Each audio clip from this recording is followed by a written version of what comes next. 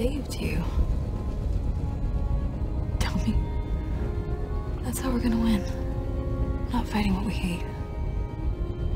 Saving what we love.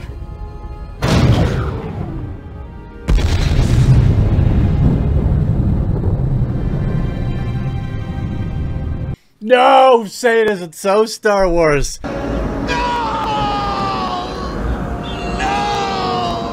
Are you really tripling down on what can only be described as an absolute disaster in the Star Wars franchise? Yeah, The Mandalorian is pretty good. I mean, I'd say it's above average at minimum, and that is just about the only bright spot in modern Star Wars. Now, it started with The Last Jedi with Rian Roundhead Johnson.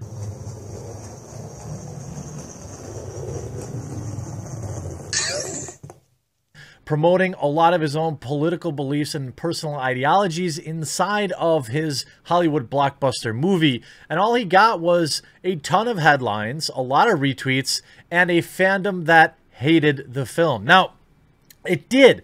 I would be disingenuous. I would be lying if I didn't say that it definitely brought in new fans to the Star Wars franchise. And maybe that's exactly what they wanted.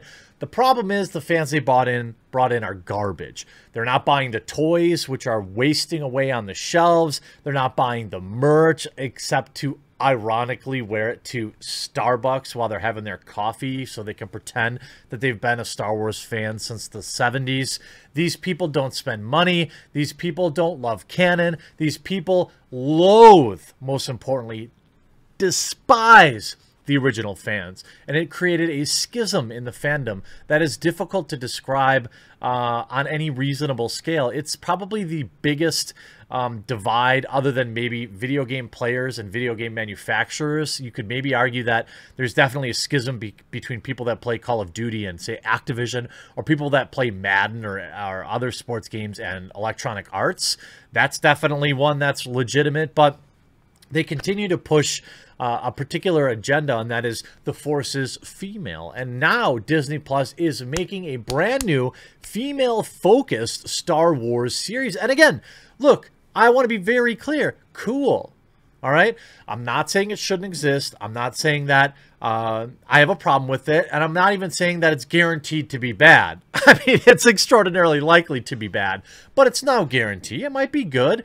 There's a lot of female power, woman power in The Mandalorian, and it doesn't really come across too badly.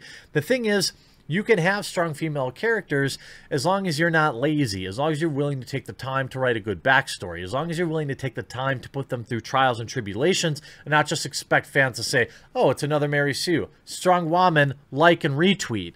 That's the biggest problem that you get with a lot of this agenda-driven writing, is that it's completely from a place of laziness.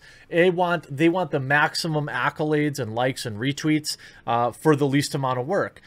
Daisy Ridley as Rey could have been a great character. The problem is Rey was undoubtedly a ridiculous Mary Sue that no one cared about, and they kept getting, forced on her. By the way, I will say Daisy Ridley has really avoided any particular backlash for this character, which I appreciate, because I don't think Daisy Ridley is really the source of any of the bad writing. Again, you can have a strong female character easily if you're willing to do the work. Now, according to Data Racer 117, shout out to him. He's always putting together these great tweet and article montages. Feminists have been bullying male fans for years, saying our feminist agenda has taken over Star Wars. 7 of the first 10 Disney Star Wars projects featured a female lead character.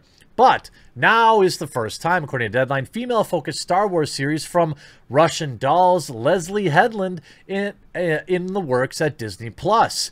Look, I don't think the problem with Star Wars is that there's not enough of it. There are probably some hardcore fans that just want to watch Star Wars, cartoons and television shows nonstop. Certainly, there is a longing for season 2 of The Mandalorian out there, but I guess they're just trying to throw whatever against the wall and see what sticks. You go here. Let's look at the Twitter response. Females stay winning in response to new female-centric Star Wars. Dude bros in the comments are big mad. Cry harder. We love your delicious tears. Yeah, are all these people the same people that didn't go and see Solo, a Star Wars story, which is probably the first Star Wars film in history to lose money? Are all these the same people that didn't go see Rise of the Skywalker? Are all these the same people that aren't buying the toys, that aren't buying the merch? Yeah, those dude bros have been supporting the franchise for 30 years, but yeah, pwn them on Twitter. So many triggered fanboys. I hope they cast Brie Larson as a lead in Star Wars just to see them cry more. I do too.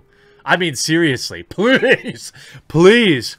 I don't have any good Brie Larson news until 2022 when Captain Marvel is due to drop. So please, yes, put her in at Star Wars. I would love it. And hopefully she makes a lot of speeches about how the Force is female and how men are trash, because that would be excellent. Men in the replies already throwing fits. We love to see it. Here comes all the alt-right misogynistic Star Wars dude bros. Not gonna lie, the fact that so many dude bros are getting their SpongeBob panties in a twist over this is making my day right now. This is such a perfect, I don't know a better way to describe this, okay? This is such a perfect example of ponage programming. Television shows that seemingly only exist to make people mad. When this is the driving force behind your entertainment, okay? When these are the fans, by the way, these are the new fans, NU fans that you got with The Last Jedi and all your pandering, so I hope it's worth it. No matter how good the show is, these morons, their voices will be as loud as anybody's, and they're going to turn so many people off. Don't you get that, Disney? Like, seriously, don't you understand that when you want to do a female-focused show, that's cool and all, and it might be great, but also when these are the fans that you wanted, this is what you get. I have zero interest in giving this show any bit of my time because of these clowns. Now, I'm going to have to for the channel, but ultimately, this is what you get. More and more and more. Females stay winning, blah, blah, blah. We're poning them. The feminist, here's a Hannah Flint certified blue checkmark. The feminist agenda once again has forced its way into your Star Wars. You'll love to see it. And again, because it's female focused doesn't mean it's a part of the feminist agenda, but all these clowns on Twitter pushing this narrative is exactly why your show is trash. And according to Bounding Into Comics, a new rumor details Disney's in the works on a new female-centric Star Wars series. A new rumor details this comes from Variety and details the series as being helmed by co-creator of Netflix's Russian Doll series, Leslie Headland. Headland is expected to write and serve as showrunner of the series. If you're not familiar with that name, you're probably like most of us, but here's an interesting fact. Leslie Headland worked as Mr. Harvey's personal assistant for 6 years. Now Kathleen Kennedy wants her to helm Star Wars show, but coincidentally, what a coinky-dink, today she deleted 246 tweets. Why? Why did you delete those tweets? Now, people do delete tweets for a variety of reasons. I've purged my Twitter account several times, not necessarily because I was looking for a job, but this is part and parcel for when people get jobs at Marvel and Disney and work on big Star Wars projects. They end up purging their Twitter of the terrible things that they've said in the past. Now, this is part of applying for jobs nowadays. Now, this director has a huge following of 10,000, but went on to delete 246 tweets. Pretty interesting. Pretty interesting. I wonder what is being hidden. Or maybe you could look at this very same person. This is who Disney hired to write the all-new, all-female Star Wars series. Let's take a listen in an interview with Variety. Okay, let's see here. I would say that, like, I think white women need to kind of step up their game, to be quite honest. Like, this show is gonna fail so badly. Oh yeah? Watch this. watch what? I think we're in trouble. It's going to be mocked. It's going to have legendarily low user reviews because this is the toxicity driving behind it. Look at what the director, okay, of the Harley Quinn movie. Look how toxic she is. And that movie came out and no one wanted to see it. But yes, it was men's fault.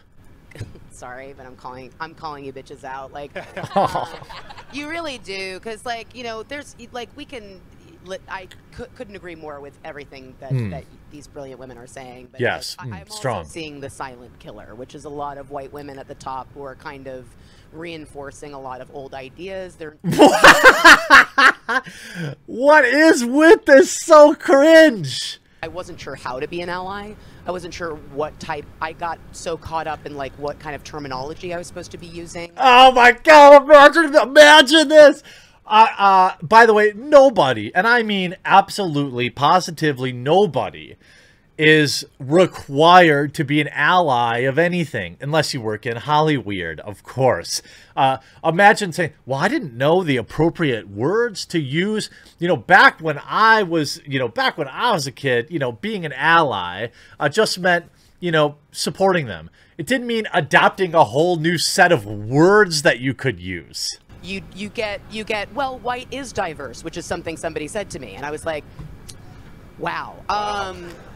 What? Imagine being more concerned. It's so perfect. It's so perfect.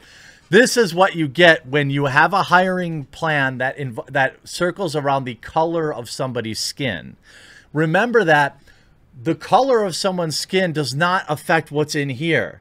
It doesn't affect what's in here. It doesn't mean that they're good at anything. And this is exactly what you get. You hire somebody because they're the right skin color. And now you get you pass over somebody that may have been better for the job, but you get to tweet about it. And you get to go on stage for Variety, and you get to talk about how stunning and brave you are, Karen, for your Karens in Space show. All right? This is hilarious. You ever wonder why so many of these woke shows have such terrible writing? Maybe it's because they're out there hiring based on skin color, not the best person for the job. I mean, you could ask Lily Singh. Lily Singh proudly says how, well, I just hire all these POCs. And her show is also awful. Now, that's not an indication that non-white people aren't good at writing. Of course they are. Of course they are. But the thing is, when that's the deciding factor on whether or not you hire somebody, you're not getting the best person for the job. Maybe you luck into it, right? Maybe you'll luck into it. But these people are morons. I was like, it's not cool. But to really, you know, I reached out to my, you know, the women that I respect who are not white writers and directors, and I said, yes. What should I say? What language should I use? Imagine this being your existence. Hello, fellow blacks.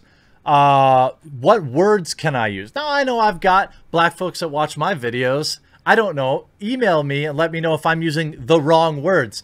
Let me know if, as a black man or woman, you're concerned about if somebody's got your back or if they use the right words to get your back. I mean, what world do these fools live in? You know, and I think it's worth it if you're in a position of hiring power or green lighting power to like reach out to people that are totally not like you and say, like what can I do to be an ally, and how can I support writers of color and LGBTQ and disabled writers like. Oh, she forgot plus. Oh, but she get the disableds in there. What about writing has any indication? Yeah, my dog doesn't understand it either. You could just, I don't know, hire the best people for the job. Rest in peace, Star Wars. I look forward to laughing at Karens in space. Hopefully you have more flying horses. We'll talk to you again real soon.